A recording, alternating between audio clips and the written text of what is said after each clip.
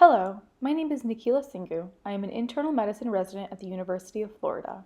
Today, I will be discussing our project, Metastatic Mimicry, Disseminated Nocardiosis presenting as altered mental status and multifocal brain lesions. Nocardia is a gram-positive filamentous branching bacteria found in everyday material such as soil and dust. Exposure to this organism is common through inhalation. However, disseminated infection is rare and presents mostly in immunocompromised populations. We present a case of disseminated Nocardia niue that highlights the diagnostic challenge of identifying this pathology in a patient with a previously undiagnosed HIV infection. A 49-year-old male presented with altered mental status ongoing for several days. He was febrile with a temperature of 100.6 degrees Fahrenheit and his vitals were stable. His labs were notable for a mild leukocytosis of 12.1. An initial CT chest was done, which demonstrated a lung mass in the left upper lobe. CT head showed a left frontal brain lesion with extensive bilateral vasogenic edema. Follow-up imaging was performed with MRI of the brain. This revealed 4 heterogeneously peripherally enhancing parenchymal lesions with significant perilesional edema. These findings raised concerns for intraparenchymal abscesses or metastatic disease. As a result of these findings, the neurosurgery service was consulted for an urgent craniotomy. A biopsy was taken from the right temporal mass.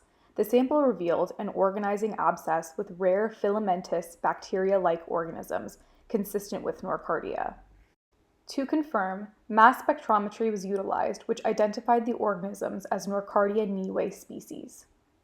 The infectious disease service was then consulted for evaluation of an immunocompromised state given the disseminated infection. Workup revealed a new diagnosis of an HIV infection with a CD4 count of 250.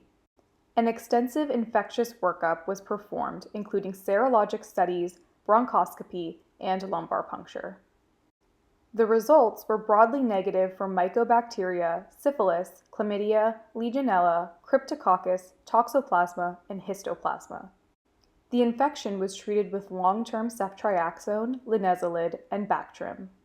Additionally, antiretroviral therapy was initiated to treat the HIV infection. An MRI brain was done at 3 months, which demonstrated a decreased size of enhancing lesions without new lesions or cerebral edema, indicating a positive response to treatment. This case highlights the need for a wide diagnostic approach to altered mental status. Initially, the presenting hyponatremia was thought to be the driving cause of the patient's altered presentation. However, the brain masses identified on CT imaging presented an alternate structural cause. As a result, the hyponatremia was considered to be secondary to cerebral salt wasting from the lesions and a contributory factor to the altered mental status rather than the cause. To further classify the etiology of the brain lesions, an MRI proved to be vital as it demonstrated peripherally enhancing lesions and vasogenic edema, which supported the diagnosis of a brain abscess. This prompted urgent neurosurgical evaluation and biopsy, which led to the involvement of the infectious disease team for prompt diagnosis and treatment. Only 3 cases of disseminated nocardiosis due to Nocardia niue are present in the current literature.